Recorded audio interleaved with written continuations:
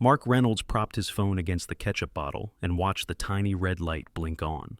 Rain slid down the bar window, turning Harbor Light Bistro across the street into a smear of yellow and glass. Through the streaks he could see the host stand the door and a few tables near the front. "Higher," Luis said, leaning in. "Right now we are filming a very suspenseful salt shaker."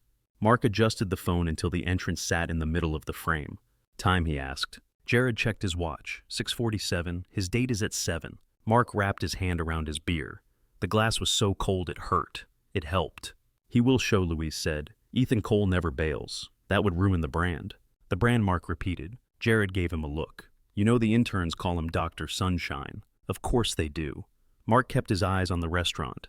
11 months here, and he is everybody's favorite. Clients request him.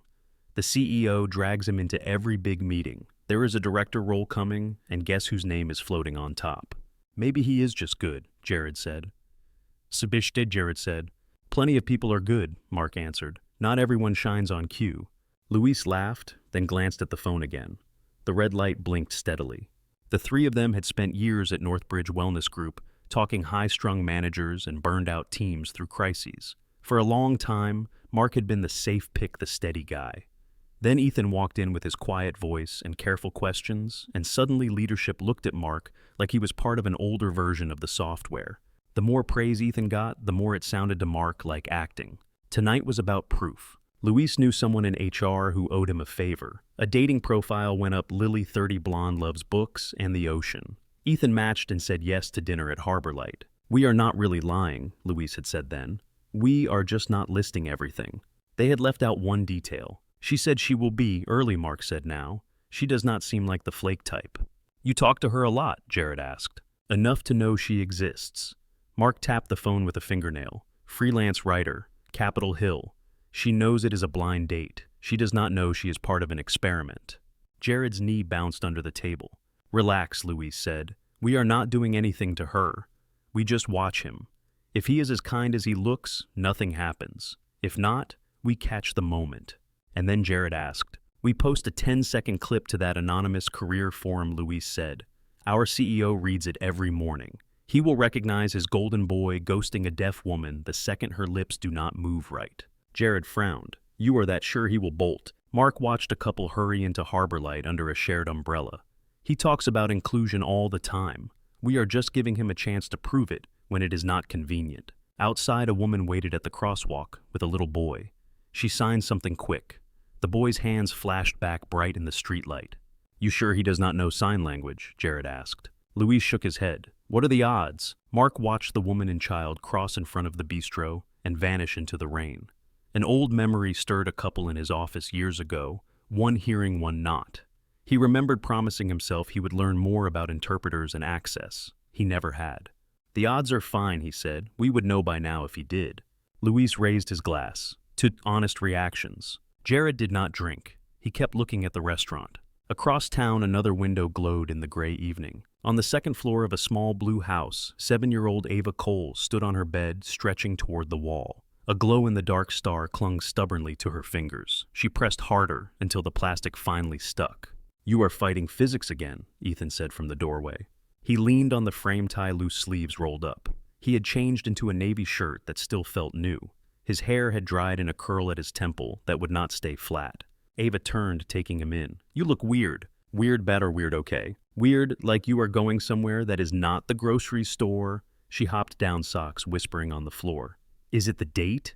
"I am not allowed to look nice just because Ethan asked." "You do not dress up to read bedtime stories," she said. "That is true." The room smelled like shampoo and crayons. Her comforter showed constellations and tiny planets. A plastic rocket lay on its side near the pillow. "You do not go on dates," Ava said. She picked up the rocket eyes on the toy. "So, if you are going, she must be important." "We have not even met," Ethan said. "It is one dinner." She lifted a shoulder. "Still." He crossed the room and sat on the edge of the bed. The mattress dipped. For a breath, he felt all 4 years since the hospital stacked and heavy. "I will be back before your story," he said. "Grandma is backup, but I am first in line.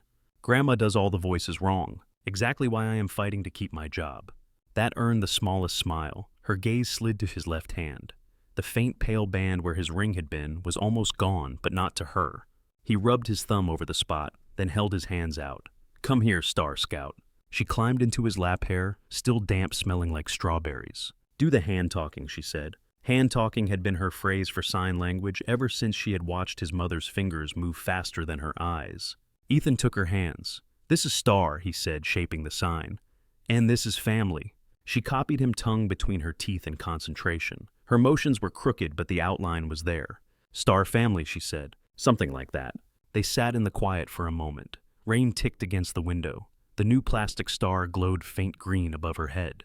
You are coming back, right? Ava asked. He did not dodge. Yes, I am coming back. You promise? I promise. She nodded and slid off his lap. At her desk, she grabbed a marker and began dotting tiny stars around the new one building her own constellation. Ethan stood and smoothed his shirt. On the dresser, a framed photo showed the three of them at the beach waves behind them, his wife mid-laugh, hair blown across her face. He touched the corner of the frame with 2 fingers. I will be back before the stars come out, he said.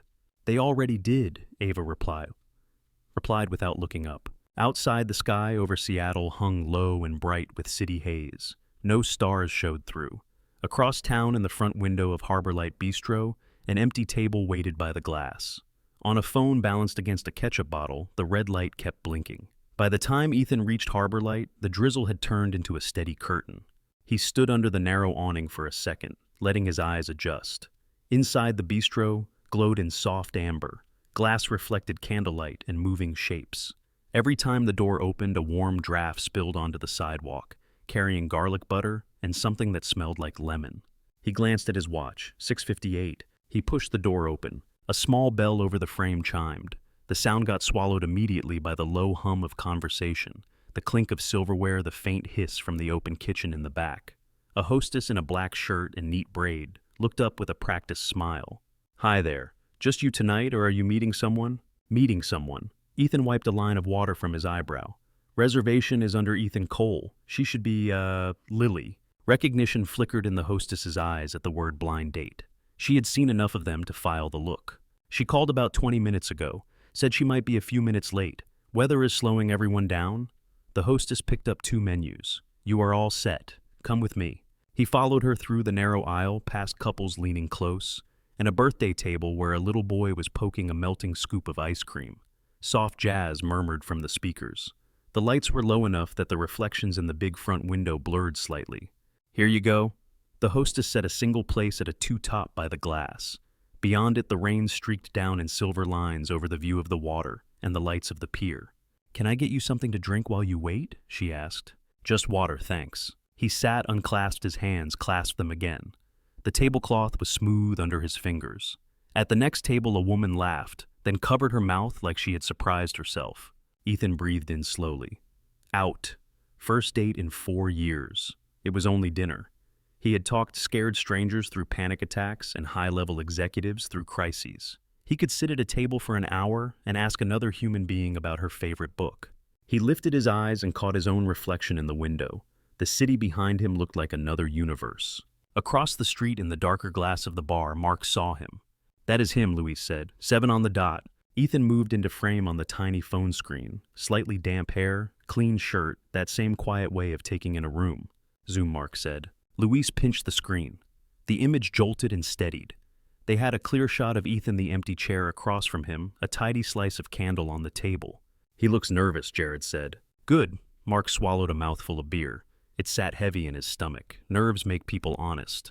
Jared watched Ethan tapping his fingers lightly against his glass. He looks like he always does, Jared said, calm, present, listening with his whole face. There is no one talking, Mark replied. You know what I mean. They waited. A couple squeezed past the camera laughing. The host led in a group of tourists, wet jackets glistening. The red recording light on Luis's phone blinked and blinked. At 7:03, the door of Harbor Light opened again. The hostess slipped a menu under her arm and turned toward the entrance. Ethan glanced up, a reflex like everyone else in the room. She stood there a second, letting the room resolve. She had a hood up, rain beaded along the edge. When she pushed it back, damp hair fell loose around her shoulders, more honey than bleach, darker at the roots. She wore a simple green dress under an unzipped navy coat and boots that looked like they had actually met puddles. From across the street, she was a shape in a doorway. On the phone screen, she was just another blonde woman. At the host stand, the hostess spoke. Lily's eyes focused on her mouth, almost too focused. The hostess repeated 2 words slower. Lily nodded, then answered, lips forming the words clearly, a fraction too rounded, the consonants a shade off. Her voice carried just enough to reach Ethan's table. Sorry, traffic was all... it was chaos.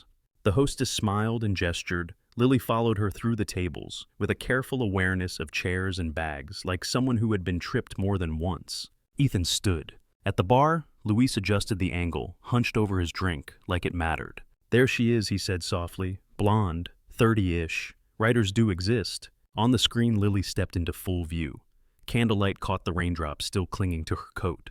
Her cheeks were bright from the cold, her eyes sharp, scanning Ethan's face, his mouth flicking up to his eyes again. Her coat zipper was crooked, but she did not seem to notice. Hi, she said, placing a hand on the back of the empty chair. Hi, Ethan smiled. You must be Lily. I must be. The corner of her mouth tugged up. Ethan? In the flesh. They shook hands. Her grip was steady. Her fingers were cooler than his. She sat. Her eyes tracked the hostess's lips as the woman listed the specials. There was a split-second lag as Lily processed each sentence. Then she nodded, smiled, thanked her out loud. The hostess left them with menus. So, Lily said. Her gaze was fixed on his mouth, not his eyes. This is the part where one of us admits they almost bailed. Did you? He asked. A tiny bit. She held her thumb and forefinger close. Rain Friday strangers. You... He hesitated just long enough to notice something in the way her focus narrowed when he spoke. The noise of the room made her lean in, a touch shoulders tilting toward him. Her ears were bare. No, they were not. A pale shell of plastic nestled behind her right ear, half covered by hair. The tiny device caught the light for a second before her hair slid back. His chest tightened. No, he said slowly. I almost backed out when I had to put on an ironed shirt, but I stayed brave. She laughed, a real sound that made the couple at the next table blink over. The laugh ended a little abruptly, like she cut it off. Then she watched his mouth again. He saw it fully now. The way her consonants rounded, the small adjustments she made to see him in this light. The hostess had said on the phone she might be a few minutes late. She did not seem like the flake type. Can you hear me all right in here? He asked. It was a direct question. Her pupils flared and she stiffened like she had been jolted. What? He repeated at same pace, but this time his right hand moved. The fingers shaped the words while his voice spoke them. Can you hear me all right in here? Lily froze. The room did not go quiet. Glasses still clinked. Someone at the bar still told a story that involved wide arm motions. But for her, the sound cut out. Her eyes jumped from his moving mouth to his moving hand. You sign, she said. Her voice landed on the table between them, flat with disbelief. He answered first with his hands alone. Yes, my mom is deaf. I grew up with ASL. It is kind of my first language. His fingers were smooth, economical, the easy rhythm of someone who did not have to think about the shapes. His face changed with the signs in all the right places. Her chair creaked as she leaned closer. He repeated it out loud, the same thing, just for any listener who might be paying attention. Across the street in the bar, Luis almost dropped his glass. Did he just move his hands? He asked. Everybody moves their hands, Mark said. His own hand had tightened around his beer again. No, like that. Look. Luis shoved the phone closer. He is doing that hand-talking thing. On the screen, Ethan's hand moved again, his shoulders relaxing for the first time that night. Lily's hands lifted, hesitant and sure at the same time. She signed back. You, no, ASL. The camera could not catch the detail, but it caught the shape, the quick, small explosion of her hands in front of her chest. The way her posture changed, spine, lengthening shoulders, dropping. Mark stared. Jared whispered almost to himself, he is fluent. In Harbor Light, Lily's hands came down to rest on the table, fingers pressing into the cloth, like she needed to feel something solid. How did you not mention that in your profile? She asked, both speaking and signing clumsily together. Ethan smiled. I did not think it was my most interesting trait. She huffed out a breath that was almost a laugh. Her eyes were wet now, but not from the rain. You have no idea, she signed, a little off on the orientation. You really have no idea. Her menu lay untouched between them. The candle flame leaned toward the window with every faint draft. Outside, the rain kept running down the glass, cutting the city lights into soft, shifting lines. For a heartbeat, they just looked at each other across the small table, both a little stunned for different reasons. The server appeared at Ethan's elbow with his water. She smiled at both of them and rattled off the drink specials, her hands wrapped around a small notepad. Lily's eyes shifted to the woman's mouth, then back to Ethan. Could you repeat the last one? Lily asked, voice careful. The server did exaggerating a couple of sounds without meaning to. Ethan watched Lily's jaw tighten. He lifted his hands where the server could see them and signed as he spoke a quiet translation of the list. The server blinked, surprised, then nodded quickly, like she had stepped into a conversation she did not know the rules for. "I will just have a glass of white wine," Lily said once she understood. "Whatever you recommend." "House Sauvignon Blanc," the server offered. "Perfect." The server wrote it down, glanced once more at Ethan's hands, and left. "You do that a lot?" Lily asked once they were alone again. She signed as she spoke, choppy but clear enough. "Translate?" Ethan shrugged. "When I remember, when it helps." She studied him over the candle. The spark of shock in her eyes had shifted into something steadier, curious and alert. "What do you do again?" she asked. "I saw your title in the app, but it sounded made up." "Workplace therapist," he said. "Corporate counseling. They call it a lot of things. Emotional fire department is closest on most days." "So people come to you when something is on fire," she said. "Or when they are pretending it is not," he replied. She smiled. "How do you even end up in that job?" "Wrong major, right internship. Then a supervisor who liked how I listened." He rolled his water glass between his hands. "I spent a lot of time as a kid trying to figure out what people meant when the words did not match their faces. It turned out that was useful. Because of your mom, she signed. Because of my mom, he signed back." Lily relaxed another inch into her chair. Her shoulders stopped hovering by her ears. The wine arrived. She tasted it, nodded her approval, then set the glass down without looking away from him. "What about you?" he asked. "Freelance writer covers a lot. Internet comments are technically writing." "Wow," she said. "You really know how to flatter a girl." He lifted a hand in surrender. She toyed with the stem of her glass. Her fingernails were short, one thumbnail smudged with ink. When she spoke, she kept her eyes on his mouth, but they kept wandering to his hands like she was waiting for them to join in. "Mostly content," she said. "Web copy, product descriptions, onboarding emails for apps that promise to make your life better. I do some UX writing for a few tech companies around here. So when I click a button that says something friendly like, 'We have got you,' that might be you. If it is any good, probably me," she said. "And if it is bad, then it is definitely someone else." He laughed, and this time she rode the sound all the way, letting herself laugh too. "Why freelance?" he asked. "Why not in-house?" Her smile thinned at the edges, not with resentment, more like caution. "Short answer is, I like setting my own hours," she said. "Long answer is, I like choosing how much people see me." "Screen as buffer," he said. "Exactly." She tapped her glass with one finger. "On a call, I can warn people I am deaf and head off most of the weirdness. In an office, you get the full daily buffet." He did not rush to fill the pause. She watched him for a second, waiting for him to say something like, "That must be so hard." He did not. "What is on the buffet?" he asked instead. She counted on her fingers, eyes lifted to the ceiling, as if reading from a menu. "There is the loud talker," she said. "They decide volume is kindness, so they shout everything. There is the hand waver constantly in your face to get your attention. There is the complimenter who tells you how inspirational you are for answering email."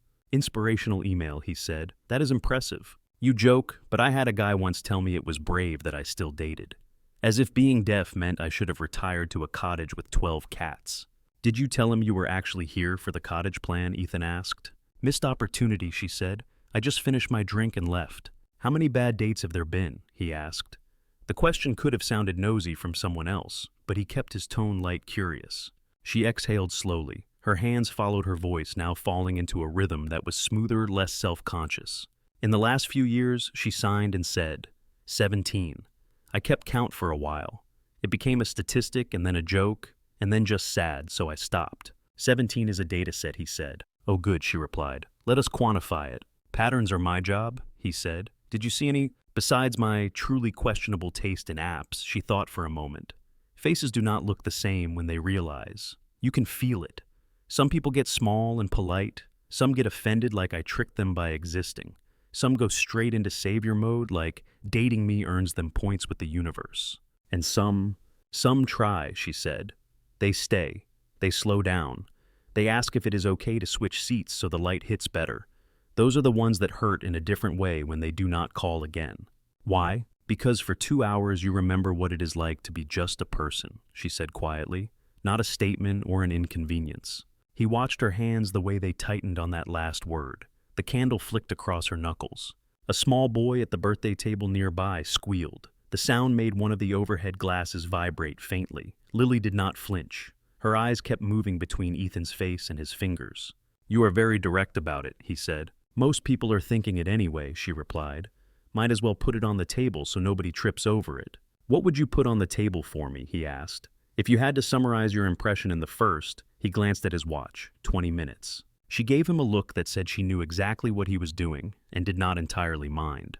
"Polite," she said. "That sounds safe." "Polite is not an insult." "No," he agreed. "It is just a sweater." "A sweater can be warm," she said. "You asked?" "My impression is you are polite. You listen. You do not pretend not to notice my hearing aids, and you did not try to compliment me for walking into a restaurant under my own power." He tipped his water glass toward her, a glowing review. "There is also a line between your eyebrows that only shows up when you talk about work," she added. "That is usually a tension thing." He rubbed the spot without thinking. Occupational hazard. "What do people put on the table about you?" she asked. "At work, anywhere." He thought of the file comments that filtered back to him. Steady, calming, professional, sometimes too quiet. He thought of Mark's eyes in meetings when the CEO pointed at Ethan and said, "I want you in this one." "People say I am reliable," he said. "They say I make them feel heard." "That sounds accurate," she said. He waited. "And safe," she added. There it was again, that word.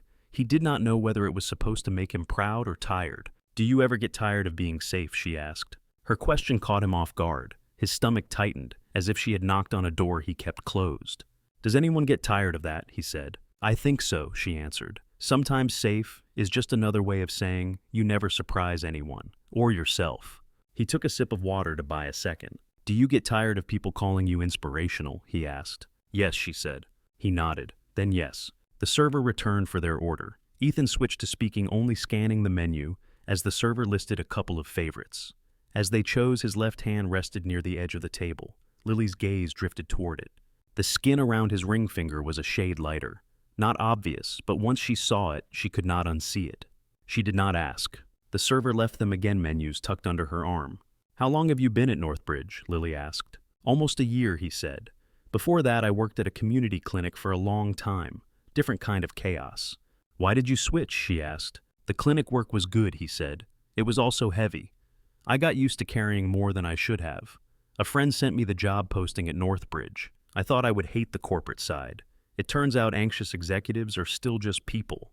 "Do you like it?" she asked. "Most days," he said. "Some days people forget we are not machines. That includes the therapists." She tilted her head. "Who listens to you?" The question landed somewhere he did not expect. He smiled, but it felt like a smaller thing. "My daughter occasionally," he said. "How old is she?" Lily asked. 7, he said.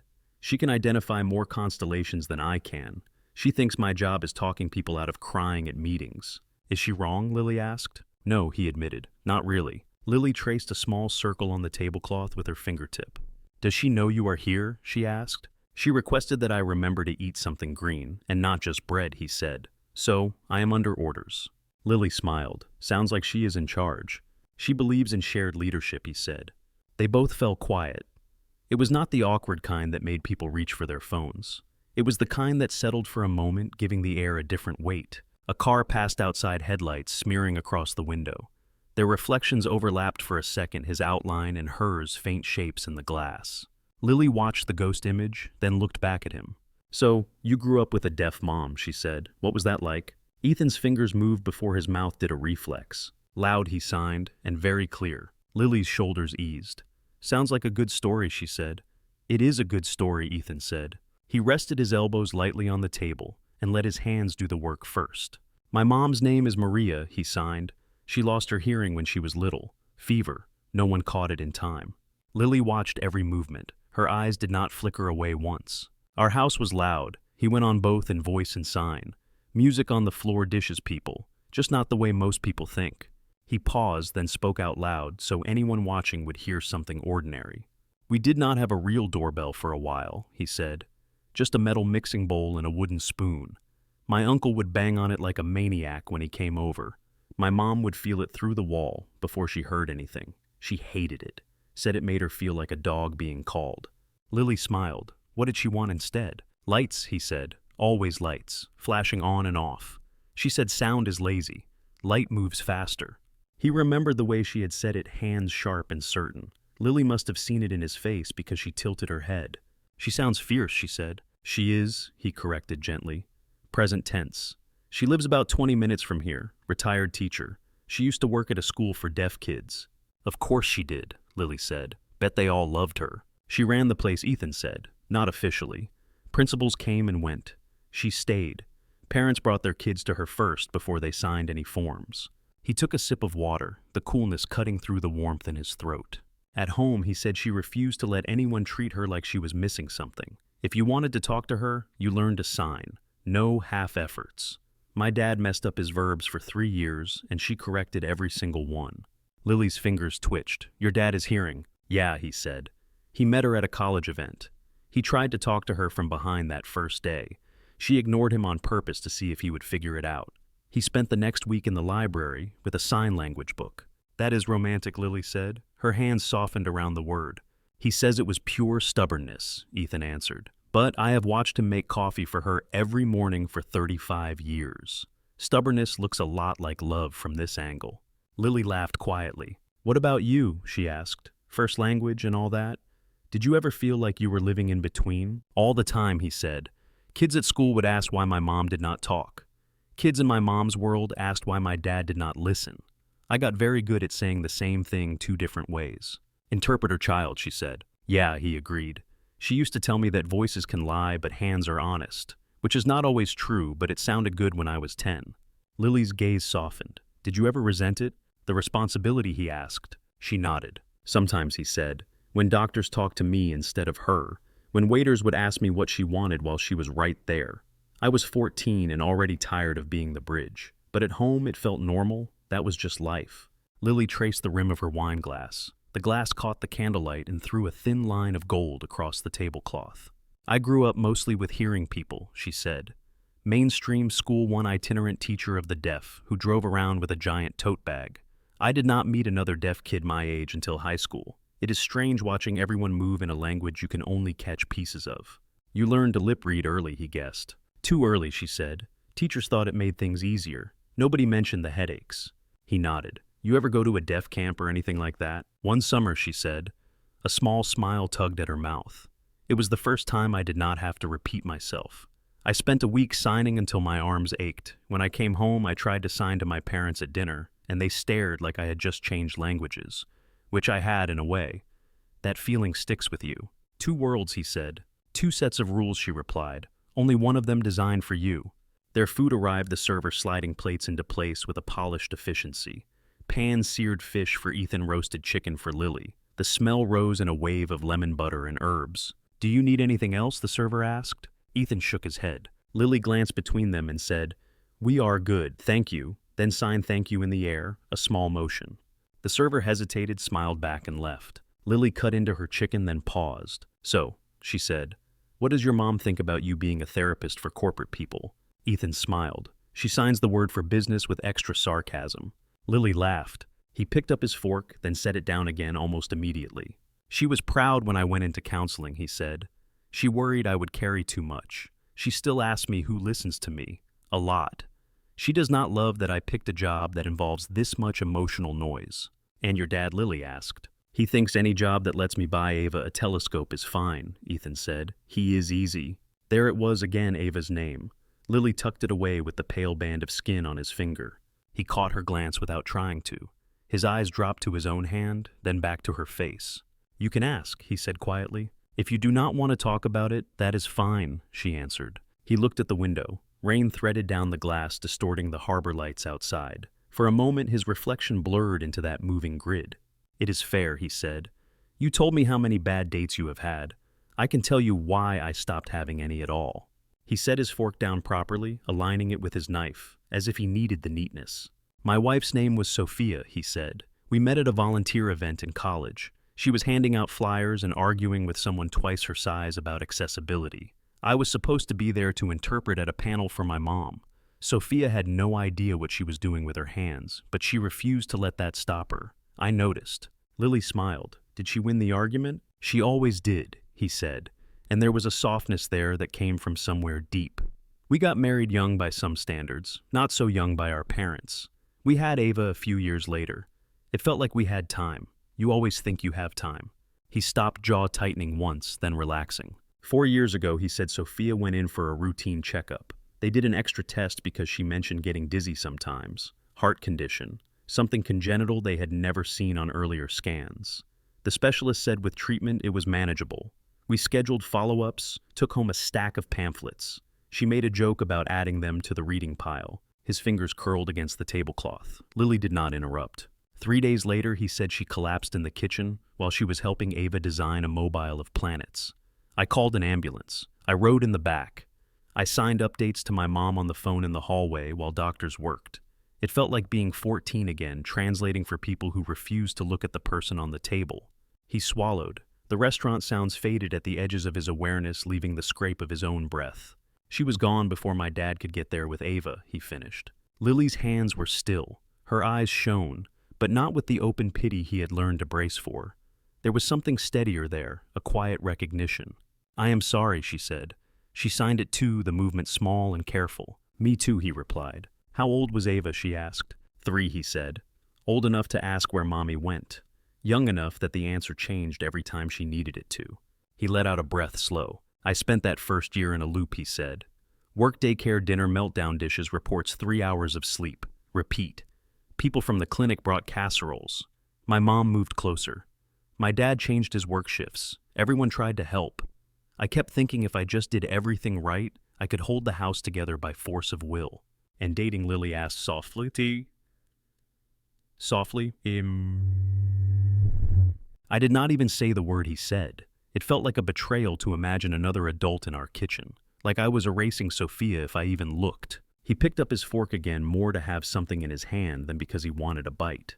Around year 2, he said friends started dropping hints. They said things like, she would not want you to be alone. They meant well. I stopped going to dinner with them for a while, so I didn't have to hear it. And now, Lily asked, what changed? He thought of Ava that afternoon, standing on her bed, with a glow-in-the-dark star stuck to her fingertip, telling him he looked weird. She did, he said. A few months ago, she asked me why I never did anything fun without her. I told her she was fun. She said that did not count. There is only so long you can be out-argued by a 7-year-old before you reevaluate your life choices. Lily smiled, but her eyes stayed serious. So this is your first date since she said. Yes, he said. First time I have sat in a restaurant like this without Sophia. First time I have told this story across a table to someone who is not paid to listen.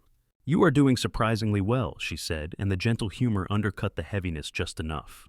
Grade me later, he said. She sat back in her chair, turning her wine glass slowly. I have not lost a spouse, she said. I do not know that kind of hurt. But I know what it is like to walk into a room and feel like everyone expected someone else. That is different and also not. He met her gaze. What do people expect when you walk in? Sometimes nothing, she said. They do not expect me at all. They expect a hearing version of me they made up. When I do not match, there is that flicker, the adjustment. It is small, but you feel it.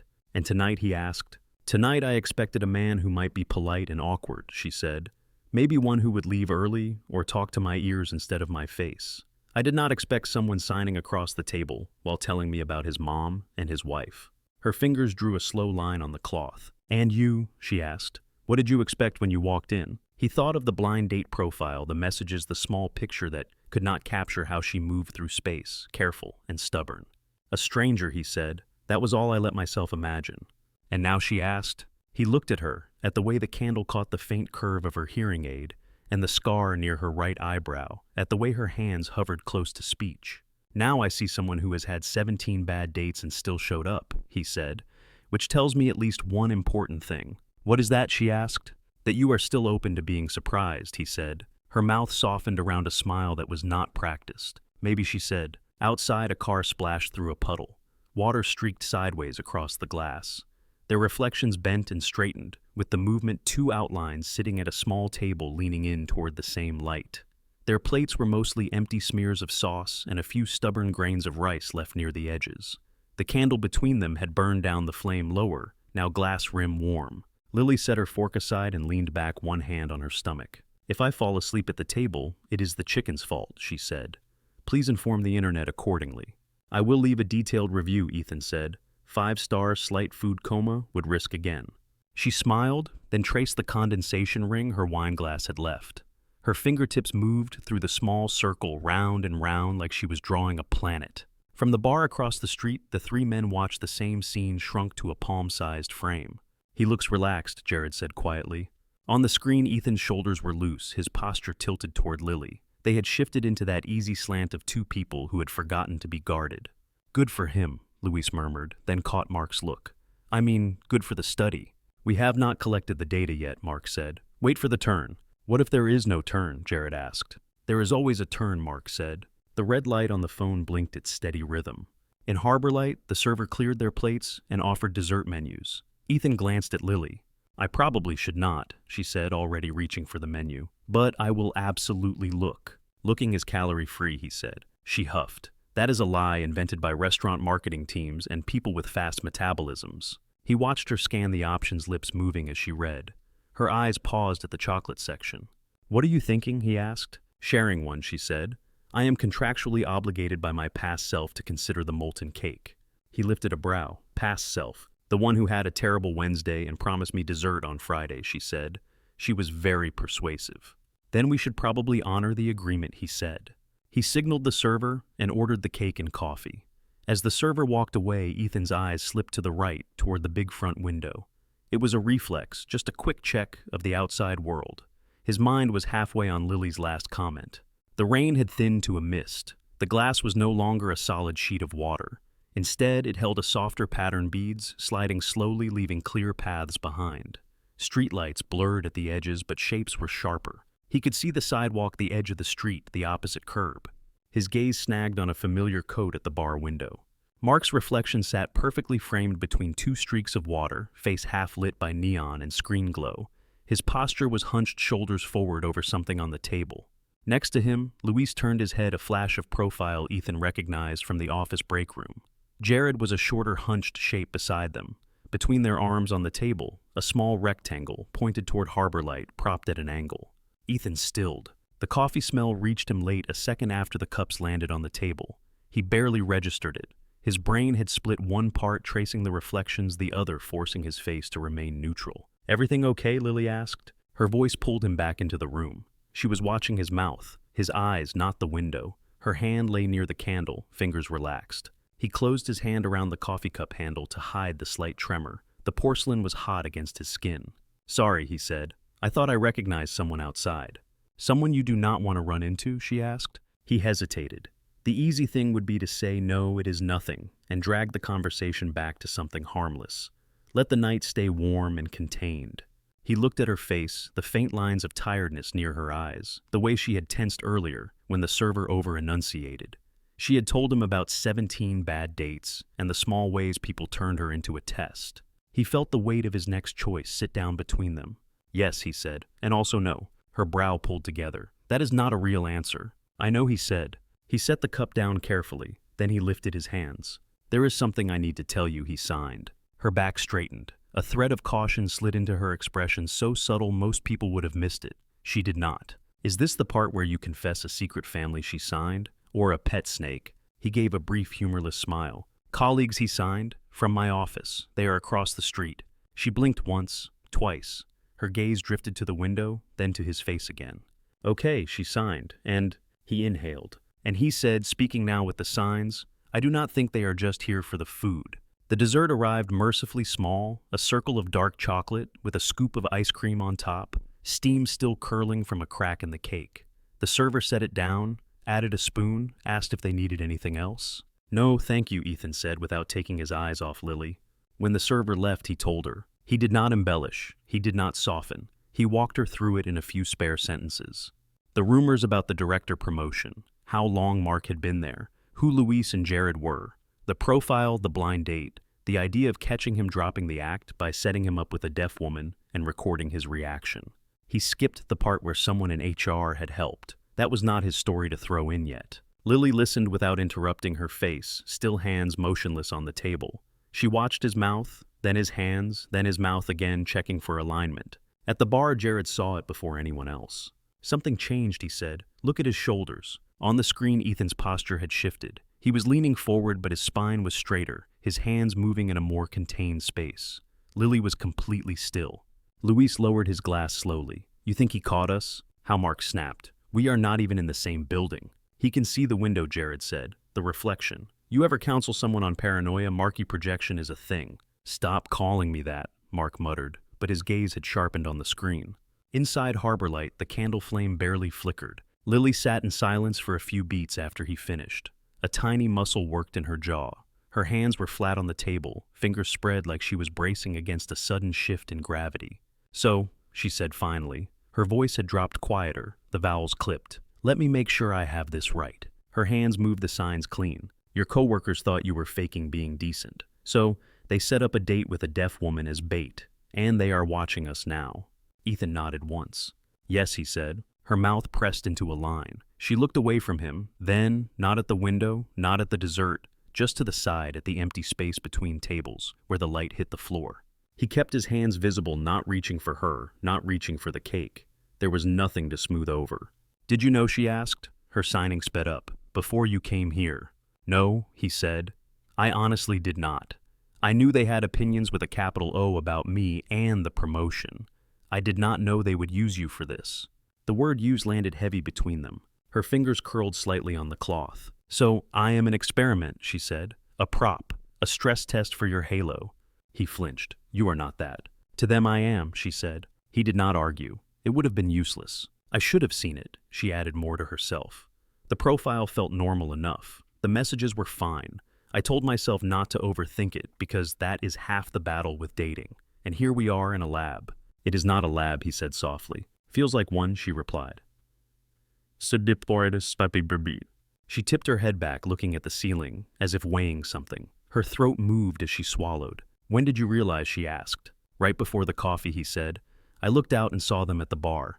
Started replaying the night in my head. Certain comments, the timing. It fit too neatly. Mark has that look he gets when he thinks he is smarter than the room. So, you could have said nothing, she said. Let them record. Let it play out. Let me walk away never knowing I was a test subject. I could have, he said. I did not want that. Why, she asked. The word was so simple, but every letter held weight. Because you deserve to know when people are lying to you, he said. Especially when those people are connected to me.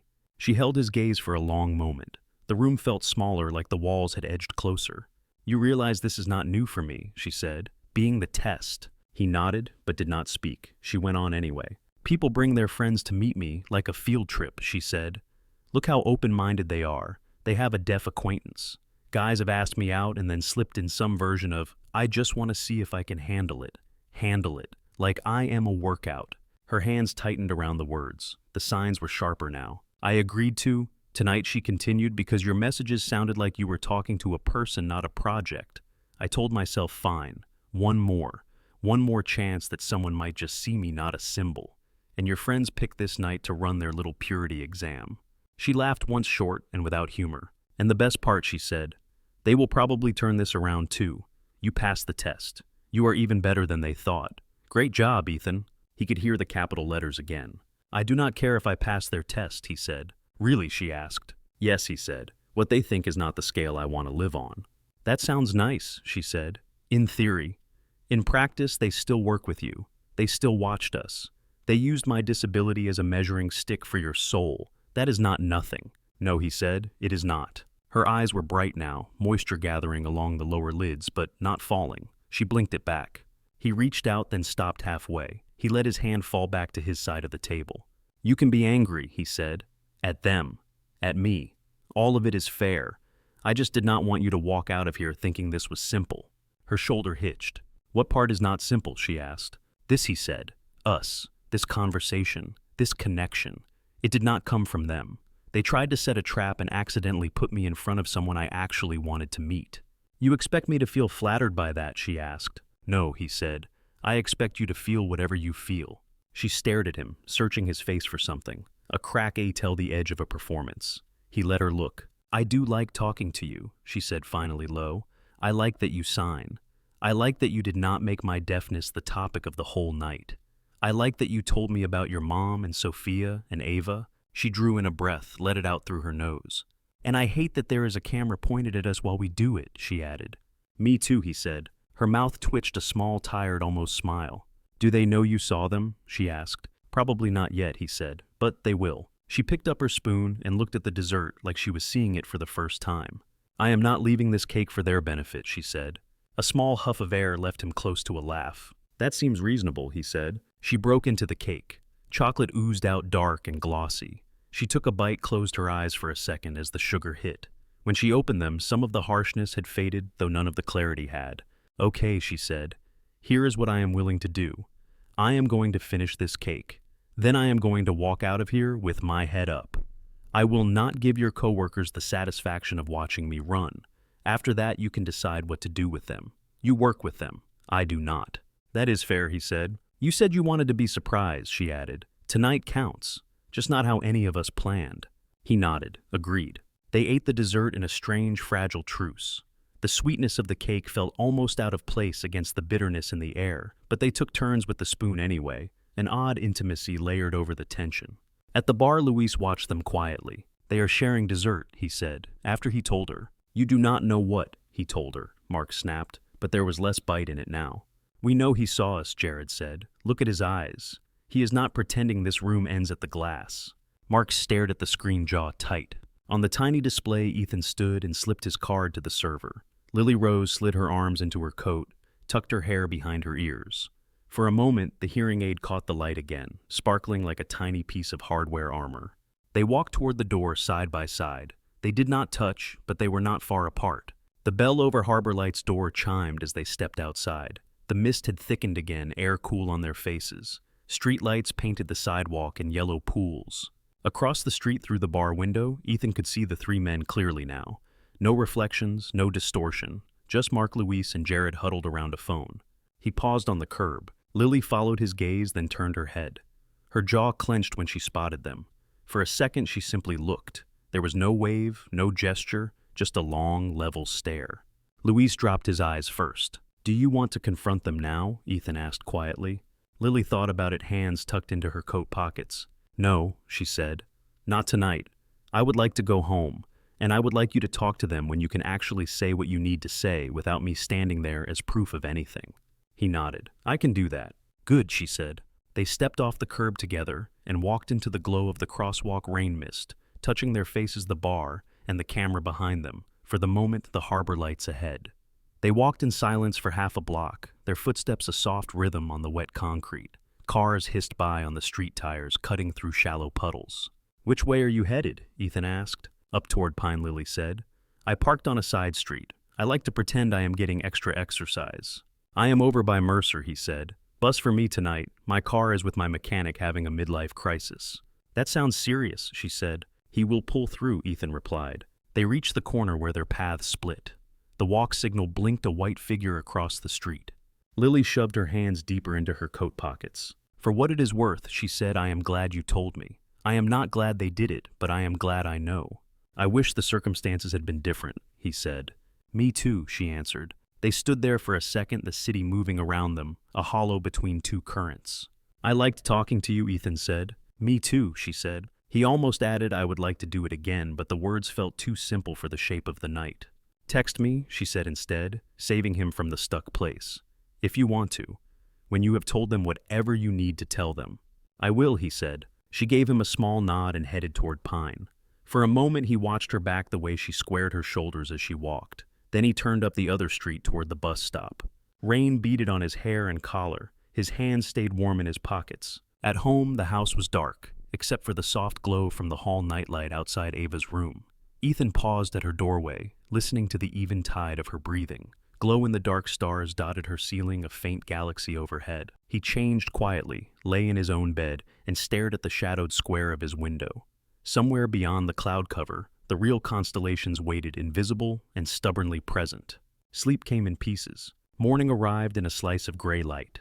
The smell of coffee drew him to the kitchen. His mother was at the stove in her slippers, hair pulled up, stirring eggs. She lifted a hand without turning when he walked in. Morning, her fingers said. Morning, he answered aloud and in sign. Ava sat at the table with a bowl of cereal tablet propped up beside her, showing a video of an animated solar system. She looked up as he came in, eyes already on his face. You are back, she said. I am, he said, as promised. She examined him as if checking for visible damage. Did you eat something green, she asked. There was a sprig of parsley involved, he said. I think that counts. She considered this. How was it, she asked, the date? Complicated, he said. His mother snorted softly and arched an eyebrow. complicated covered a lot of ground. Her name is Lily, he added. She is a writer. She is deaf. Ava's spoon paused halfway between bowl and mouth. Like Grandma, she asked. Not exactly the same story, he said, but yes, she uses sign language too. A slow, interested light bloomed in Ava's eyes. Did you sign with her? She asked. I did, he said. And did she think your hands were good? Ava asked. He smiled. She seemed okay with them. His mother signed, You like her. He gave her a look that said, Please do not, while Ava was watching, and his mother made an innocent face that fooled no one. Ava shoveled in a mouthful of cereal and spoke around it. Are you going to see her again? She asked. He hesitated. Images from the night flickered through his mind. The shock on Lily's face when he signed the hurt, when she understood the setup, the way she had taken a bite of cake like a small act of rebellion. I would like to, he said, if she wants that. You should ask, Ava said. Grandma says if you do not ask, the answer is always no. She steals all the good lines, Ethan said. His phone buzzed on the counter. A new message blinked on the screen. Unknown number. Thank you for last night. Still angry at your coworkers. Not at you. Just wanted you to know that. He exhaled a quiet breath he had not realized he was holding. He typed back. I am glad you wrote. I am angry at them too. I would like a chance to see you again outside of any experiments. A pause. He poured coffee, trying not to stare at the screen. It lit up. That sounds fair. I am free Sunday afternoon. My place has a leaking window. You probably do not want that. Your side of town. He looked at Ava, hair sticking up in 7 different directions, milk on her chin. Do we have any plans on Sunday afternoon? He asked. She frowned in exaggerated concentration. I have important star work, she said, but I can take a break. His mother hid a smile behind her mug. He typed, Come over Sunday. Meet Ava and my mother's cooking. No cameras involved. Lily's reply came almost at once. As long as your mother's cooking does not involve me being in an experiment, I am in. Text me the address. He sent it. On Sunday, the sky tried to clear. Patches of pale blue opened between slow-moving clouds. The sidewalk still held damp patches, but the air carried that brief, hopeful smell that comes after a long stretch of rain. Ethan cleaned the house twice, then hovered, picking up small things that were already in place. His mother baked cookies. The smell of sugar and browning butter moved through the rooms. Ava followed him from room to room, a ball of contained energy. Is this okay here? She asked, pointing at the stack of space books by the couch. That is a good spot, he said. What about my telescope? She asked. It lives in your room, remember, he said. But what if she wants to see Saturn? Ava asked. He gave in to the logic. The telescope moved to the living room corner. When the doorbell finally rang at 2, Ava reached it before he had taken 3 steps. Remember, he called inside voice inside feet. She nodded without looking back and yanked the door open. Lily stood on the small porch, a canvas tote over one shoulder, jeans, and a soft yellow sweater that made her look warmer than the air. Her hair was pulled back loosely, a few strands escaping near her temples. She had a faint flush on her cheeks from the walk up the stairs. For a second, she looked like she might say something, but she stilled, eyes dropping to Ava. Ava planted her feet, lifted her hands, and signed with great care. Hello, nice to meet you. The signs were a little sharp, a little too big, but recognizable. Lily's eyes filled so fast, she had to blink hard to keep the tears from spilling. She crouched to Ava's level. Hi, she said, voice catching. Her hands followed. Hi, nice to meet you too. Your signs are beautiful. Ava shot a look over her shoulder at Ethan. What did she say? She asked. He stepped closer and interpreted, adding a grin for emphasis. Ava stood taller. I have been practicing, she told Lily. Grandma helped. Lily looked past her into the hallway. Ethan's mother appeared by the kitchen doorway, wiping her hands on a towel. She raised her fingers in a smooth greeting. Welcome, I am Maria. Lily answered, hands a little shaky. Hello, I am Lily. Thank you for having me. It smells amazing in here, she added, switching back to voice. That is Grandma's doing, Ethan said. If you ask, she will deny the level of effort, but do not believe her. Come in, Ava said, stepping back. We brought the universe to the living room. Lily laughed and straightened. She stepped over the threshold, shaking a few drops of moisture from her sweater. The house was small, but light spilled generously from the windows. The living room held a blue couch, a low coffee table, and in the corner the telescope angled toward the largest window. Stickers of planets dotted one wall near a framed photo of Sophia. Lily's eyes flicked to the picture. Ethan saw the moment she recognized Sophia from the way he had described her. He did not comment. Neither did she. They let the image sit. Ava tugged on Lily's sleeve. Come see my bar? Some not stars, she said. She grabbed Lily's hand without hesitation and pulled her down the hallway. Lily let herself be dragged, laughing a little, the sound echoing off the narrow walls. In Ava's room, the glow-in-the-dark constellations covered the ceiling. The walls were a soft gray, the bed a speckled navy. A poster of the Milky Way hung over the desk edges, curling. Lily looked up. "Wow," she said. "This is more prepared than my place." "It is a work in progress," Ava said importantly. "I am still deciding if I want more galaxies or more nebulae." "Big decisions," Lily said. Ava pointed at a cluster of brighter stars near the corner. "That one is Orion. That one is Cassiopeia. That one I made up." "What is it called?" Lily asked. Ava thought. "The Not Staying Alone one," she said. Lily glanced at Ethan, who had come to lean in the doorway. He met her eyes, then looked up at the cluster. "Strong name," Lily said. They spent the next half hour in a tour of Ava's universe. Lily asked questions sometimes with her voice, sometimes with her hands, and Ava answered with a mix of words and enthusiastic gestures. In the kitchen, cookies cooled on wire racks. The three of them eventually migrated there, drawn by the smell. Lily should learn the sign for cookie, Ava decided.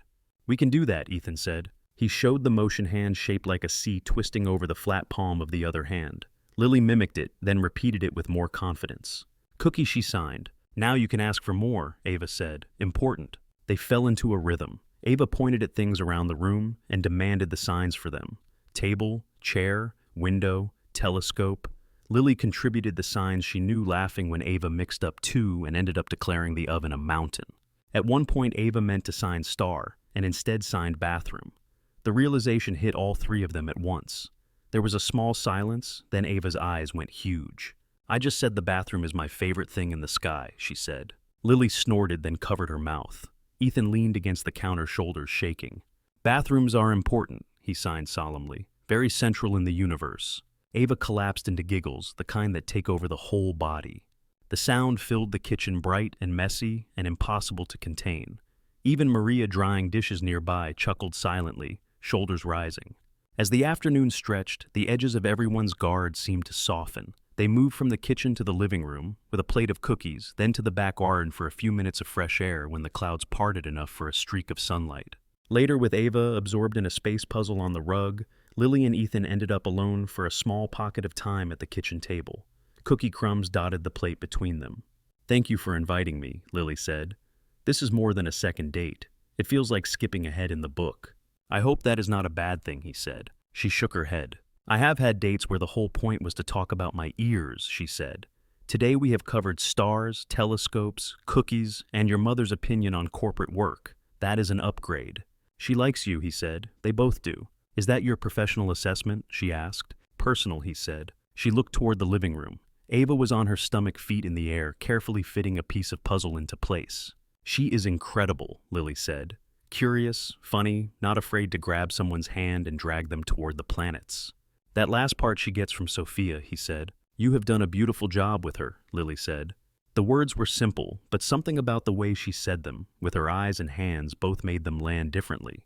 He swallowed. "Some days it feels like I am juggling live wires," he said. "Hearing that helps." She nodded, then took a breath. "How are you?" she asked.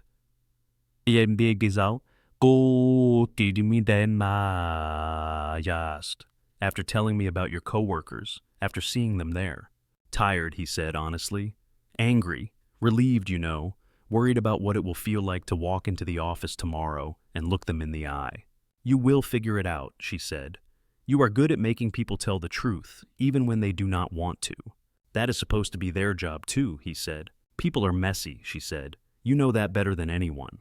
He looked at her, at the steady way she met his gaze. "Are you sorry you came last night?" he asked. She considered not flinching away from the question. "I am sorry about what they did," she said. "I am not sorry I met you." He let out a breath he had not meant to hold. "Okay," he said softly. Ava appeared at the doorway, then puzzle piece in hand. "Can we show Lily the big window?" she asked. "The one where we look at the fake stars before the real ones show up." "Sure," Ethan said. They went back to the living room. The afternoon light had shifted softer now. Clouds had thinned again, letting in a pale wash. Ava dragged the curtains aside with a practiced tug. The large window took up most of one wall, looking out over the small backyard and the neighboring houses. The glass held faint streaks from an earlier rain. "This is where I watch for meteors," Ava told Lily. "Sometimes they do not come, but I still look." Lily stood beside her, one hand resting lightly on the window frame. "It is a good place to wait," she said. Their reflections layered on the glass, faint and overlapping. 3 figures in a small room surrounded by stars that glowed on paint and plastic, and somewhere far beyond the clouds. From the sidewalk outside, if someone happened to look up, they would see a rectangle of warm light, 3 shapes close together near the window, hands moving gently as they talked. Monday came with low clouds and the kind of dry chill Seattle saved for people who forgot their heavier coat. Ethan paused outside the glass doors of Northbridge Wellness, the company logo pale against the dim lobby behind it. His reflection hovered over the letters, a ghost in business, casual. He flexed his fingers, once shook his shoulders, and went in. The scent of coffee and printer toner wrapped around him in the lobby. He tapped his badge, heard the soft beep of approval, and rode the elevator to the 10th floor. On the way up, he watched the floor numbers light in sequence. His chest felt tighter than it had on the bus. He could have asked for a remote workday. He could have called in sick. Instead, he had ironed a shirt and told Ava that grown-ups sometimes had to walk toward the thing that made their stomach feel weird. The elevator doors opened onto the familiar hallway. Glass office fronts lined one side, framed photos of team-building outings lined the other. The hum of voices drifted from the break room ahead. They were there. Mark leaned against the counter, arms folded, staring into the middle distance. Luis sat on a stool, both hands wrapped around a mug he had not yet raised. Jared stood near the sink, spinning his keycard on its lanyard, letting it slap lightly against his palm. All 3 looked up when Ethan stepped in. For a moment, nobody spoke. The only sound was the drip of coffee into the communal pot and the faint whir of the refrigerator. Ethan closed the door behind him with more calm than he felt. "Morning," he said. Jared said. His voice cracked on the second syllable. "We need to talk," Mark said. His usual edge had sanded down. The words landed flat. Ethan moved to the counter and reached for an empty mug. His hands were steady as he poured, but he did not drink. "I figured," he said. "We went to Gregor this morning," Luis blurted. Ethan paused. "You went to the CEO?" "Yes," Luis said. "First thing, we told him everything, the fake profile, the recording, the fact that we used your date as some kind of test." The words sounded ugly in the fluorescent light. "We also showed him the video Jared added. Then we deleted it from our phones, from the cloud, from everywhere we could think of." Ethan studied them over the rim of his mug. "What did he say?" he asked. "That we had crossed about 12 different lines," Mark said. "Ethical ones, legal ones, basic human ones. He is handling formal consequences, suspensions, warnings in files, training, maybe more." He sounded tired. The fight that usually curled his mouth had drained out. "We did not come in here to ask you to save our jobs," Luis said quickly. "We wanted you to hear it from us before you heard it through some official email." Ethan nodded slowly. "Why?" he asked. His voice stayed soft. "Why would you do any of that?" Mark stared at the floor for a beat, then lifted his head. "You have been here, 11 months, he said. "I have been here 10 years. I helped build this department. There were months we had to fight for toner and sticky notes. Now leadership looks at you and sees the future, and at me and sees the past." "That is not my fault," Ethan said. "I know," Mark replied. "That is the worst part." He let his arms fall to his sides. "You walked in and did what we are all supposed to do," he said. "You listened. You showed up prepared. You were kind to the interns. You stayed late to finish reports other people had half started. Clients left notes about how safe they felt with you, and instead of thinking we could learn something from you, I decided it had to be a show." He looked like the words cost something to say. "I told myself I was protecting the company," he added. "If you were pretending if there was a crack under the surface, better to find it before Gregor gave you more responsibility. I told myself we were testing your authenticity. That sounds noble when you say it in your head. It looks disgusting when you see it on video." Luis spoke up, eyes on the countertop. "You were decent all night," he said, from the second she walked in. "Before you noticed us, before the coffee. You signed to the server so she would not have to fight for every word. You talked to her like a person, not a cause. There was no moment where you slipped. We kept watching like maybe you would flinch eventually, and all we saw was us waiting for you to fail." Jared swallowed. "When you told her about us, he said she looked straight at the window. At us. I think that is the first time I have ever felt ashamed of being in a bar." Silence settled for a breath. Ethan set his mug down. The ceramic clicked against the counter. "You know what the worst part is?" he asked. "We have a long list," Luis said weakly. "The worst part," Ethan said, "is that if any of you had asked me for coffee outside of work, no recording, no test, and said I am struggling with how fast things are shifting, I would have met you. I would have listened. We could have had an honest conversation like adults." He shook his head once. Instead, you turned a woman you had never met into bait and tried to measure my humanity by how I treated her, he said. You were prepared to hurt her just to prove a point about me. We know, Mark said. We know now. We watched the date, then watched it again, and every time I expected to see the mask slip. It never did. The only mask I saw was ours. The version of ourselves that thought we were justified. Ethan looked at him. I am not perfect, he said. I burn dinner 3 nights a week. I lose patience with my kid when I am tired. I bury myself in work to avoid phone calls. I am not performing saintliness for a promotion.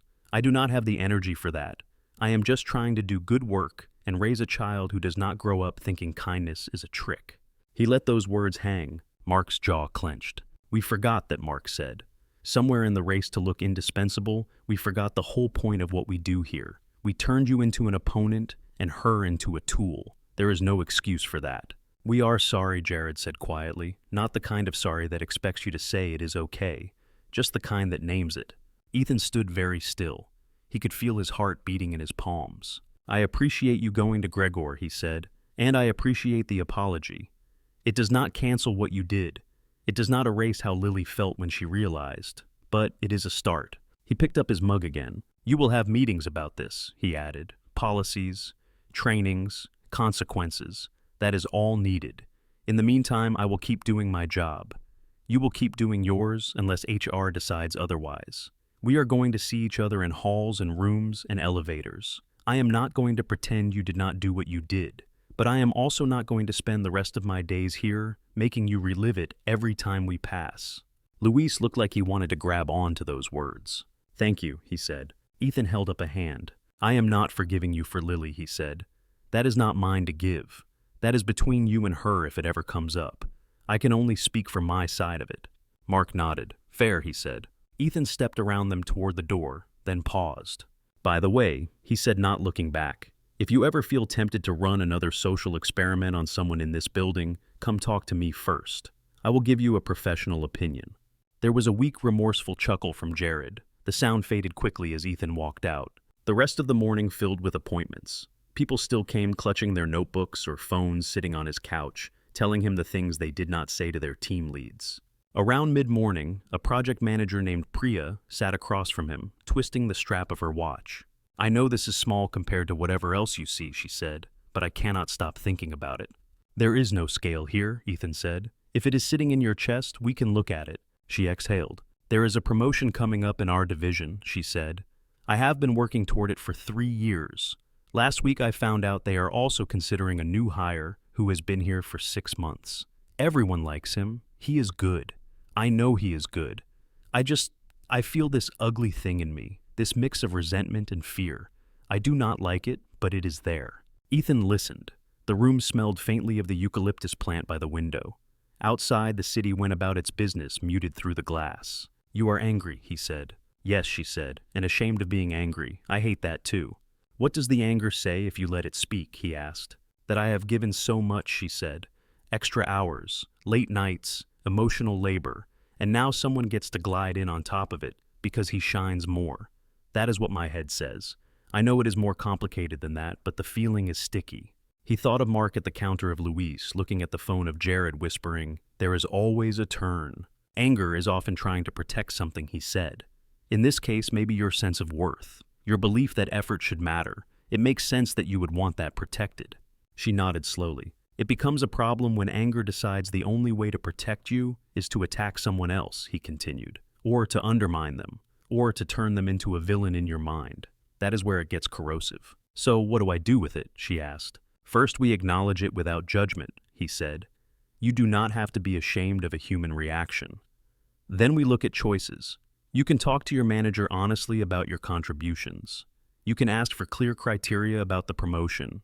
You can advocate for yourself without tearing down your colleague. He let her sit with that. And if they still pick him, she asked, then you get to decide what that means for you, he said. Not what it means about you. She rubbed her temples. This is hard, she said. Most worthwhile things are, he said. She gave a small, genuine laugh. You sound like my older brother, she said, only less bossy. Part of the job description, he replied.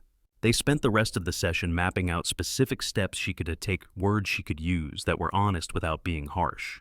When she left, her shoulders looked a fraction lighter. As the door closed behind her, Ethan sat for a moment in the quiet. Helping other people untangle their resentment felt almost like penance for what his own colleagues had done.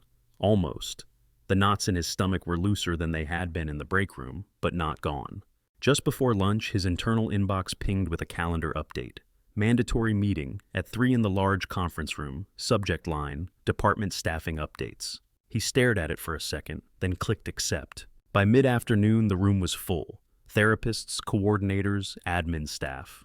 The low murmur of guesses ran under the surface like static. Gregor, the CEO, stood at the front, flanked by HR. He cleared his throat, his expression unusually grave. Ethan felt more than one glance land on him. He kept his face neutral, hands folded loosely in his lap. When Gregor started to speak about an internal ethics issue about misuse of company resources and disrespect toward a client and a guest, the room cooled. He did not name Lily, but Ethan heard her in every careful phrase. Consequences were described, suspensions were announced, terms like remedial training and review period floated in the air. Then Gregor switched to another document. "There is one more change to share," he said. "After a thorough review of performance client feedback and departmental needs, we are moving forward with appointing a director of clinical services." Ethan felt his pulse in his throat. Gregor looked up, eyes scanning the room until they found him. "Ethan Cole," he said, "has accepted the position." The room reacted in small ways. A few claps, a murmur, someone touching his arm in passing. Ethan nodded once more, out of habit, then celebration. His phone buzzed in his pocket, where he had set it to silent. A text banner slid across the top of the screen. From Lily. "How was your day so far?" He looked at the message, then at the conference room window, where the gray sky pressed close and the faint outline of the city blurred beyond the glass. He typed his reply under the table thumb, moving slower than usual. Loud, he wrote. "Strange. I just got news.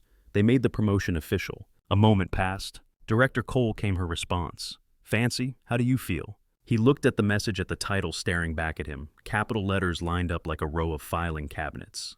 "Like I am in a room that is slightly too big," he wrote. "And also like I want to go home and eat something simple." Her answer arrived almost at once. "I approve of simple. Let me know when you are free to celebrate. I can bring non-fancy pizza." He smiled despite the tension in his chest. It took all afternoon to get through the congratulations, the handshakes, the quick side comments about big shoes and high expectations. By the time he left the office, the sky outside had turned a darker gray, the kind that made the city lights look like they were already tired. On the bus home, he watched his reflection in the window blur and sharpen as they passed lit storefronts. His phone buzzed once more before he got off. From Ava through his mother's phone. "Grandma says you got a new job in the same job. Do you still get home in time for Starbucks?" He smiled and typed back with his knuckles balanced on the seat in front of him. "Yes, I would not miss it." That night, after Ava fell asleep with the book still open on her chest, he stood for a moment at her window. The clouds had finally thinned. A few faint stars pricked the sky, stubborn points of light.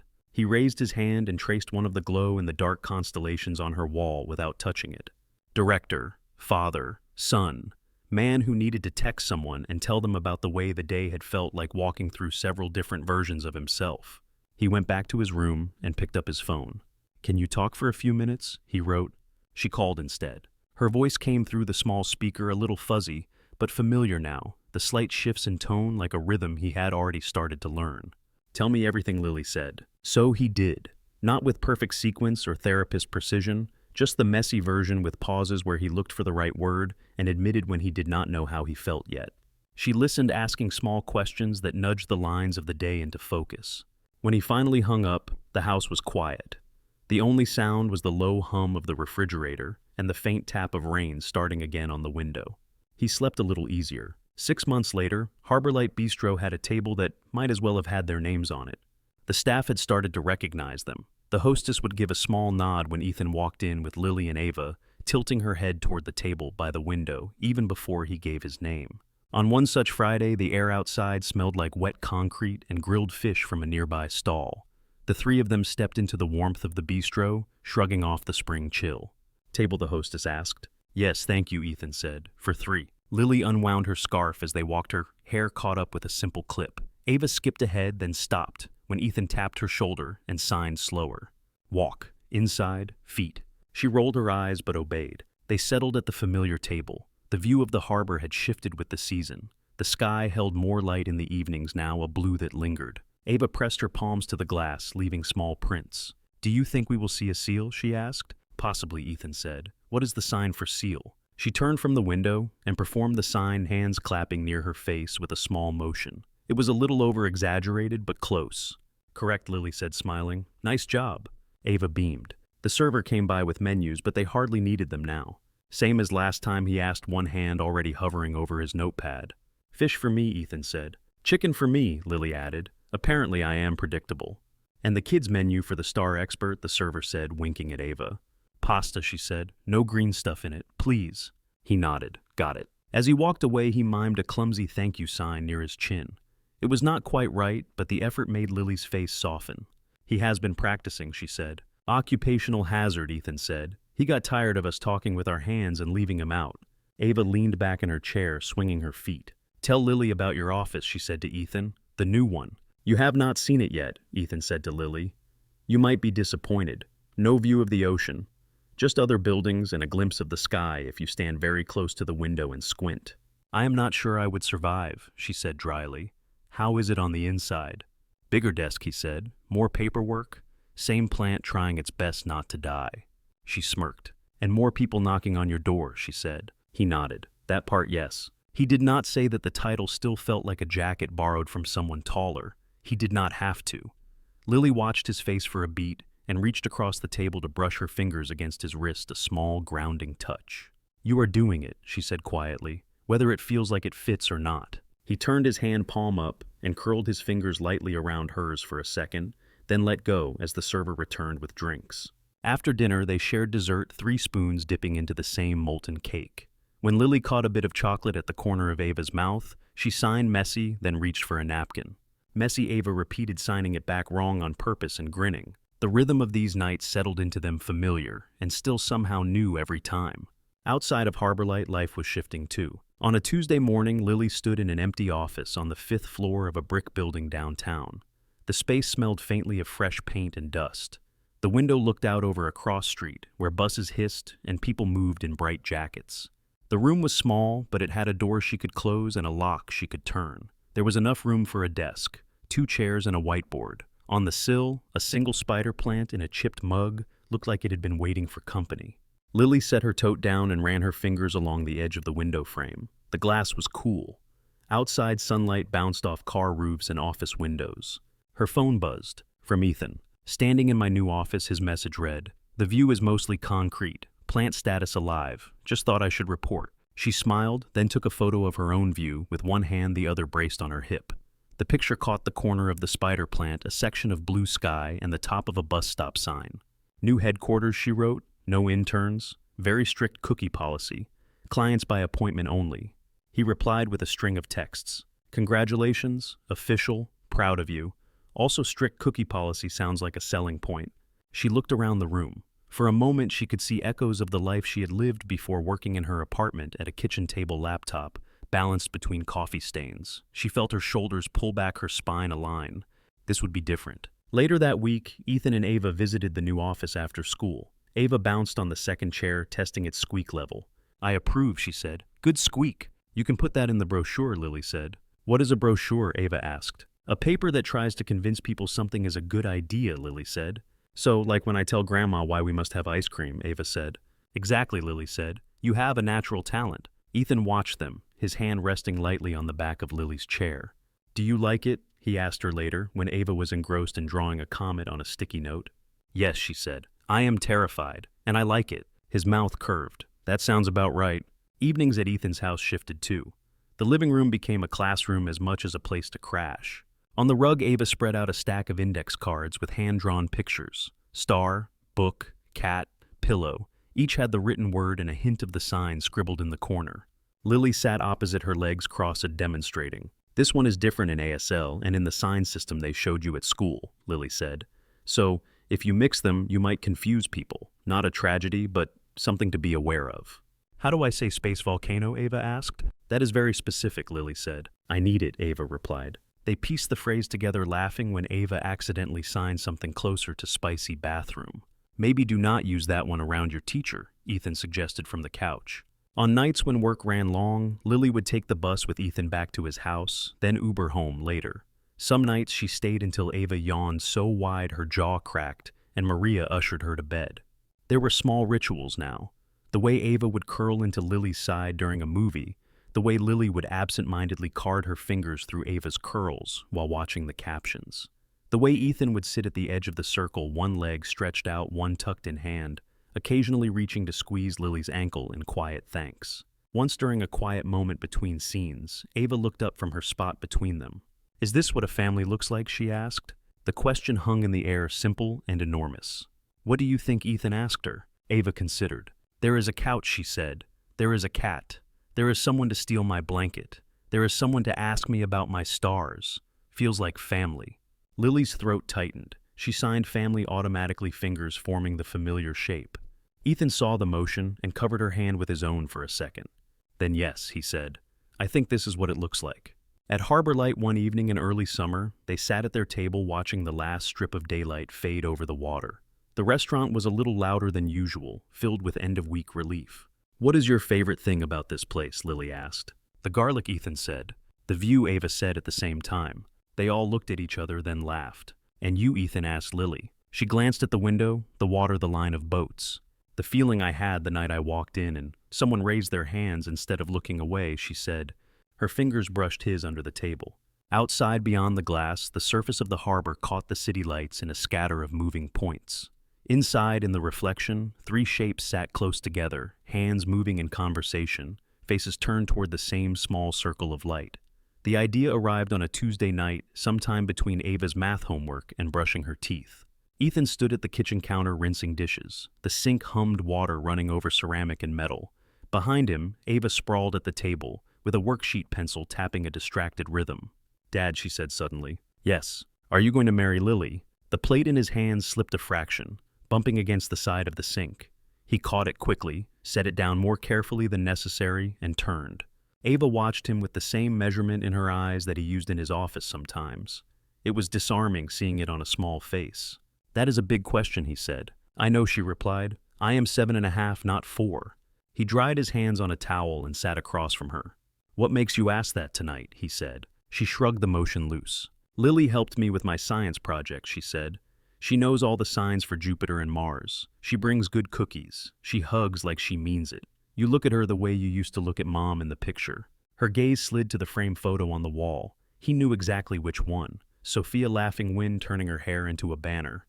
He followed her eyes, then returned to the present. "I care about Lily a lot," he said. "I love her." Ava's fingers twisted in the pencil. "She loves you too," she said. "How do you know?" he asked. "She signs your name different," Ava said. "Grandma showed me. The face you make when you sign someone you love is different." He felt his throat tighten, the air a little thicker. "You have been paying attention," he said. "Always," she said. He let silence sit between them for a moment. The kitchen light hummed. The house felt smaller and bigger at the same time. "I have been thinking about it," he said finally. "About asking her to marry us." "Us," Ava repeated. "That is the only way I know how to think about it," he said. "If I ask her, I am asking her to join both of us. Our whole messy star-covered life." Ava's face split into an immediate grin, then softened, almost shy. "I would like that," she said, "if she says yes." "I hope she will," he said. "I cannot promise. That is her choice." Ava nodded, processing the boundary. Then she leaned forward, eyes bright. "Can I help?" she asked. "With the asking," he said. "Yes," she said. "You should ask with words and hands. She loves hands. I can start." "You want to start the question?" he asked. "I can ask if she wants to be in our family," Ava said.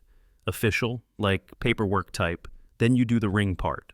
He imagined it, the two of them together, in whatever scene this became. His chest warmed and nodded at once. "That sounds perfect," he said. Her smile came back full force. "At Harbor Light," she said. "It is our place."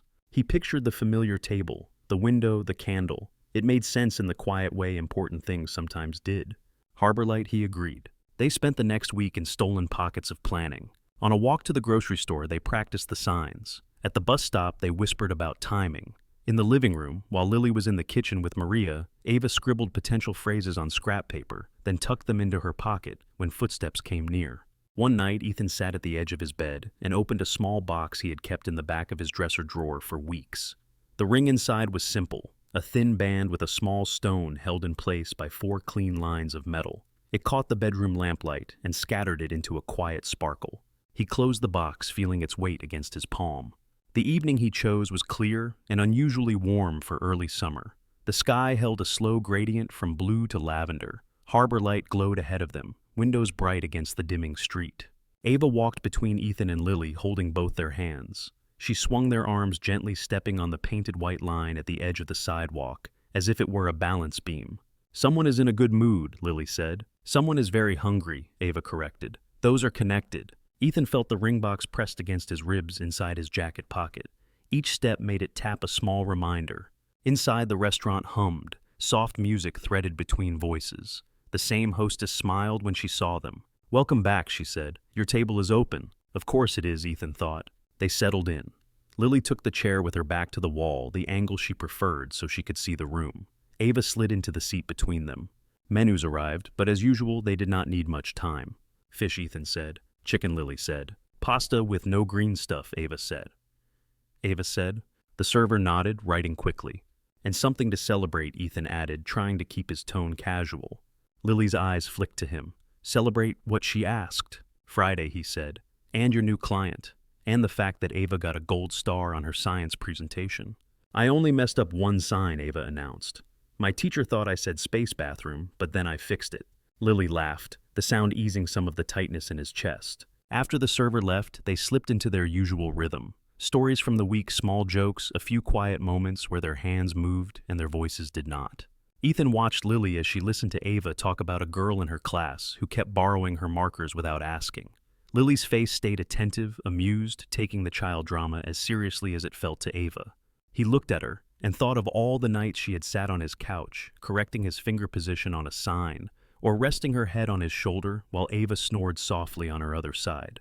He thought of the first night she had walked into this very room and watched his hands like they were a language she had not expected to find.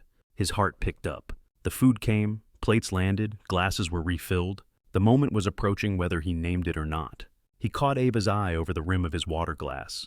She held his gaze for a second, then gave the tiniest nod, the signal. "Lily," Ava said, setting down her fork. Lily turned toward her. "Yes, Star Captain." "I need to ask you something important," Ava said.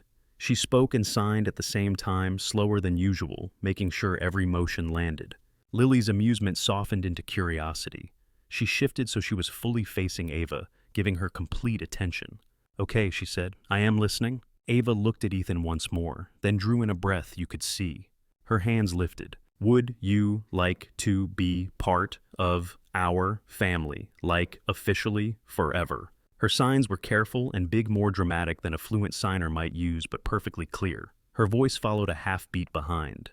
"Would you like to be part of our family, like officially forever?" she said. The room did its usual things. People talked. Someone laughed near the bar. A fork scraped a plate. Somewhere a server dropped a spoon. But at the table by the window, time folded in on itself. Lily's eyes widened. Tears sprang up so fast they caught the candlelight. She looked from Ava to Ethan. He had already slid his chair back. His legs felt almost unsteady, but he moved through it, coming around to Lily's side of the table. He went down on one knee, the motion familiar in muscle memory and utterly new in context. The ring box fit neatly in his palm when he took it from his jacket. He opened it with his thumb. The small stone caught the restaurant's light. He lifted his hands. "Lily Hart," he signed, and said her name aloud at the same time. Her breath hitched. "You walked into my life when I was sure that part of my story was finished," he signed. "You saw me all the messy and tired and scared parts, and you stayed. You have taught Ava that love can show up in more than one chapter. You have taught me that my heart can hold more than one forever." His fingers moved steadily, the signs flowing one into the next. His voice stayed low, but clear enough for those closest to hear. "I am not asking you to erase what came before he signed. I am asking if you will keep walking this stretch with us, if you will be our family on purpose in every way." He took a breath. "Lily Hart," he signed, "will you marry me?" Her hands flew to her mouth. Tears spilled over, now tracks catching on her cheeks. For a heartbeat, she did not move. Then she reached for his hands, pulling them gently down, so she could see him fully, no barriers. "Yes," she said. Her voice trembled, but the word was strong. Her hands joined in, signing over and over. "Yes, yes, yes." The sound in the restaurant shifted.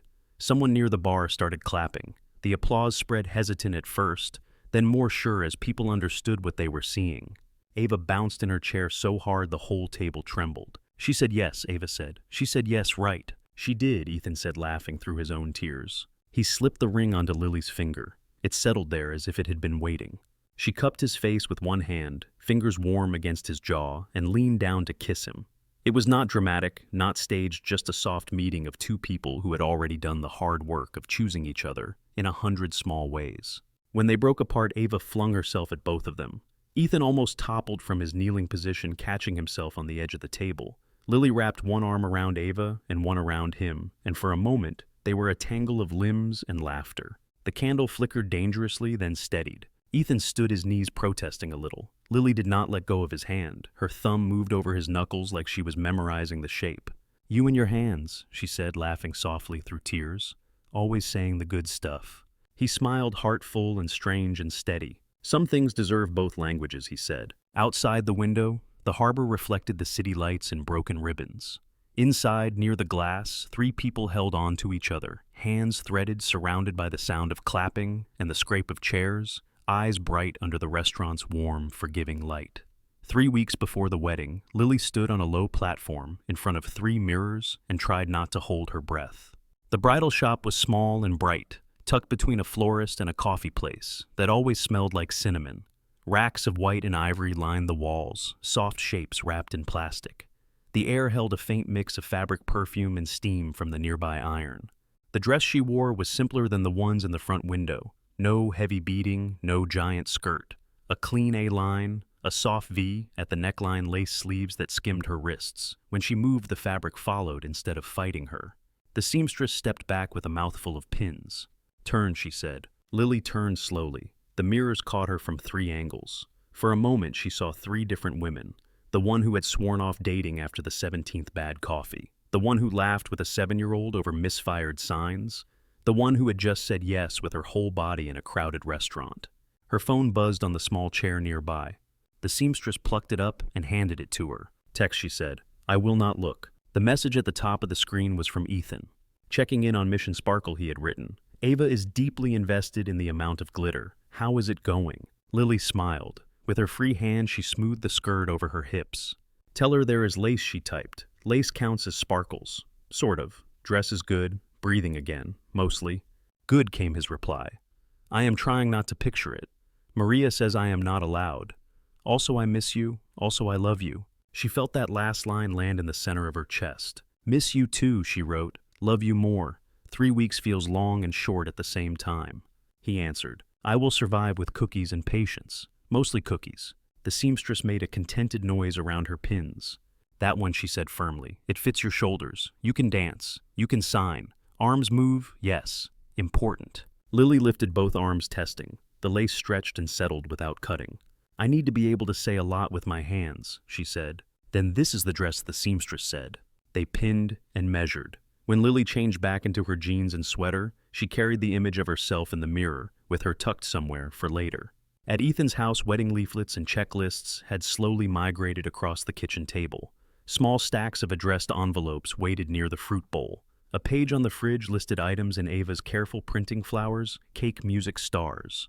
"That last one is a big ask," Ethan said, reading it. "We can invite them," Ava replied. "They come if they want." The weeks filled with small tasks. Ethan and Lily met with an officiant who knew both spoken English and ASL. They picked a simple outdoor venue near a park, a place with trees and a stretch of sky that might show a few stars if the clouds cooperated. Maria and Ethan's father worked on a guest list.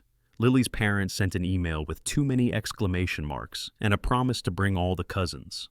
Sometimes planning felt like balancing plates. Work, school, schedules, seating charts.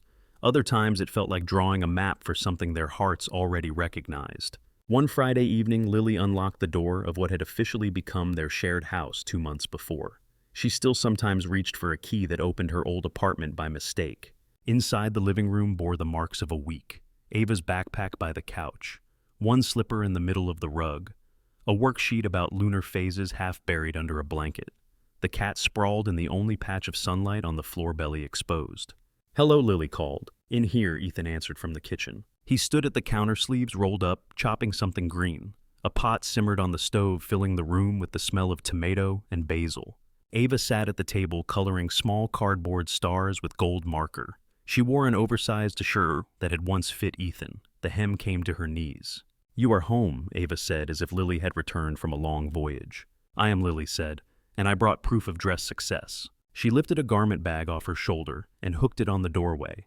"No peeking," she said, pointing at Ethan. "I would not dare," he said. "I enjoy living." Ava leaned forward. "Do I get to see it?" she asked. "You," Lily said, "are my maid of honor. So, yes.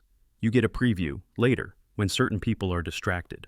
Ethan chopped with exaggerated focus. "I hear nothing," he said. After dinner, they cleared the table together. Ava stacked plates. Ethan wiped crumbs. Lily rinsed and loaded the dishwasher. Then Ava appeared in the kitchen doorway with the box of glow-in-the-dark stars. "Can we put up more?" she asked. "For the wedding. Star upgrade." "You already have a whole galaxy," Ethan said. "There is always room for one more," Ava replied. They went upstairs. In Ava's room, the ceiling already held patterns, but there were gaps. Ava pointed at a bare corner. "Right there," she said. "That can be the Lily star." "Pretty sure you have those already," Lily said. "Those are a couple stars," Ava corrected. "This is a U star, in case you need your own." Lily pressed a new star in place next to the one Ava had once named the not staying alone one. Downstairs later, the house dimmed. Maria went to bed early. The dishwasher hummed. The cat found its spot on the back of the couch. Movie, Ava announced. Space documentary, special feature, pre-wedding edition. Ethan and Lily settled on the couch, Ava between them, under a shared blanket. The television glowed with images of galaxies and old footage of rocket launches. Captions ticked across the bottom of the screen. Ava asked questions, tapping the pause icon every few minutes. "Is that star older than Grandma?" she asked. "Much," Ethan said. "Is that what our sky looks like from someone else's window?" she asked. "Maybe," Lily said, "from very far away." Eventually, the questions slowed. Ava's hand found Lily's fingers relaxing around it. Her head tipped against Lily's shoulder. Her breathing evened, then deepened. Ethan lowered the volume until the sound was barely above a whisper. Light from the screen washed pale over their faces. Lily watched the images, but her focus kept drifting to the weight of Ava's head and the warmth of Ethan's leg along hers. He shifted slightly, turning so he could see them both. His arm stretched along the back of the couch, fingers brushing lightly over Lily's shoulder, in small, slow circles. "How are you?" he signed, one-handed, keeping his movements small enough not to disturb the sleeping child. Lily turned her head, catching the motion.